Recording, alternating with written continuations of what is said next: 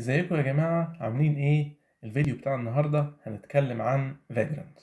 اول حاجة ايه هو Vagrant ده؟ معظمنا عارف ايه هو الفيرتشوال بوكس والفي ام وير اللي بنستخدمهم عشان نروح نعمل كرييت لفيرتشوال ماشين عندنا على الجهاز. ببساطة كده لو انا شغال ويندوز، دي الماشين بتاعتي، وعايز انزل اوبريتنج سيستم تاني جوه الماشين بتاعتي يكون مثلا اوبونتو او سنتوس او اي اوبريتنج سيستم تاني، فبستخدم برنامج من الاتنين دول عشان اقدر اعمل كرييت للفيرتشوال ماشين. الفاجرانت بيعمل نفس الموضوع بس بيأوتوميت البروسيس دي.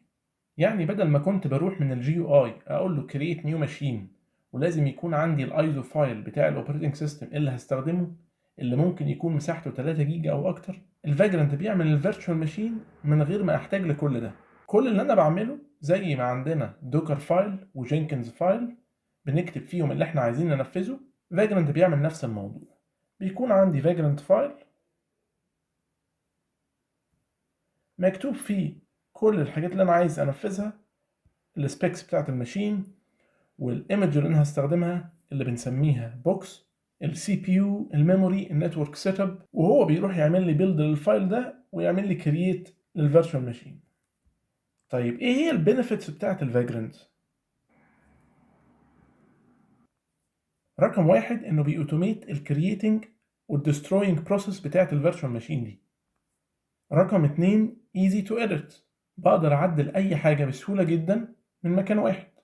تالت حاجة easy to review، زيه زي اي حاجة كود اقدر اعملها بوش على جيت هاب او اي فيرجن كنترول تاني، وده بيسهل عملية الريفيو بروسيس على الكود اللي مكتوب، فبيسرع عملية الديفلوبمنت. رقم أربعة البروفيجننج، بيسهل برضو عليا موضوع البروفيجننج. يعني لو عايز اعمل تيست لسيت اب معين ومش عايز ابوليوت الماشين بتاعتي، اقدر اعمل ده بسهوله جدا عليه. ودي كانت اخر بوينت معانا في الجزء الاول من الفيديو، يعني ايه فاجرانت. تعالوا ننتقل للجزء العملي ونشوف هنستخدمه ازاي. يلا بينا نكمل الجزء العملي. اول حاجه عشان انزل فاجرانت محتاج انزل فيرتشوال بوكس، فهروح على الاوفيشال ويب سايت بتاع فيرتشوال بوكس وهعمل داونلود الفيرتشوال بوكس من هنا حسب الاوبريتنج سيستم اللي عندي. يا ريت يا جماعة تنزلوا فيرتشوال بوكس وفاجرانت من الاوفيشال ويب سايت وبالطريقة دي، لان الفاجرانت بيشتغل مع فيرجنز معينة من الفيرتشوال بوكس. انا هنا هنزل الليتست فيرجن بتاعة الفيرتشوال بوكس اللي هي 6.1، وبما اني شغال اوبونتو 2004 فهنزله من هنا.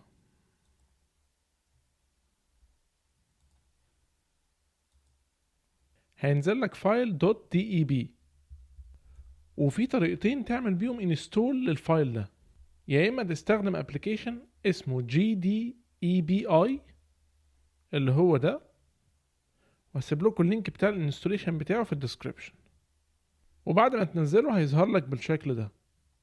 كل اللي انت هتعمله انك تروح على فايل اوبن وتختار الفايل اللي انت عملت له داونلود، وبعدين تعمل انستول باكج. طبعا هو اوريدي شايف ان انا منزله. الطريقة التانية ان انا اروح على التيرمينال واجي في المكان اللي الفايل موجود فيه اقول له sudo dpkg-i وبعدين اسم الفايل، وساعتها هيروح يعمل انستول زيه زي الطريقة بتاعة الابليكيشن ده. بعد كده هروح انزل فاجرانت. هاجي هنا على الويب سايت بتاع فاجرانت، بس مش هنزل فاجرانت من الكوماندز دي، لان ده هينزل لي فيرجن 2.2.6، ودي بتسبورت بس لحد فيرتشوال بوكس فيرجن 6، ما بتشتغلش مع فيرجن 6.1. فلو عملت سكرول كده تحت شوية هلاقي هنا في فيرجن 2.2.19 هنزلها من هنا. طبعا لو انت انتل هتستخدم 686، ولو انت البروسيسور بتاعك AMD هتنزل من AMD 64. كل اللينكس دي هتلاقوها في الديسكريبشن.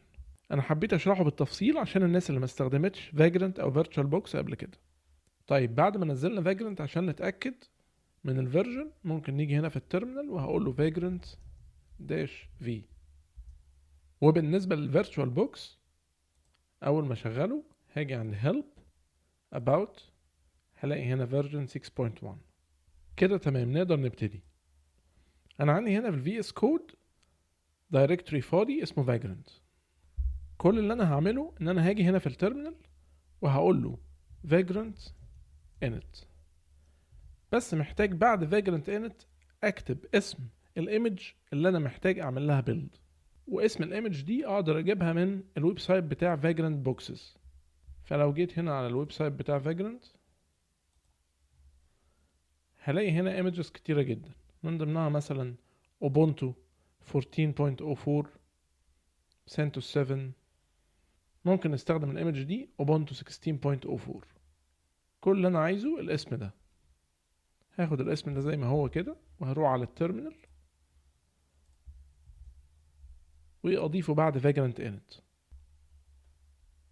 هلاقيه عمل لي create لفايل كده اسمه vagrant file، وده الفاجرنت فايل اللي اتكلمنا عليه في اول الفيديو وقلت لكم ان مكتوب جواه كل السبيكس بتاعه الماشين اللي هيتعمل لها كرييت.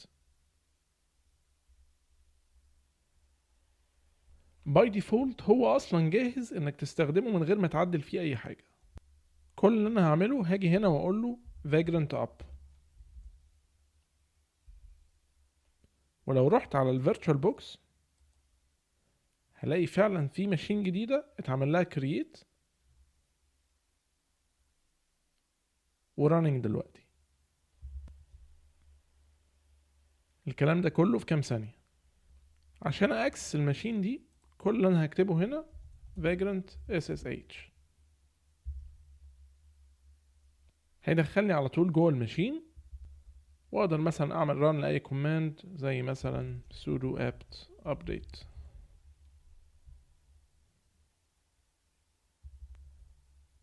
او انزل اي حاجة عليها انا محتاج اعمل لها تيست.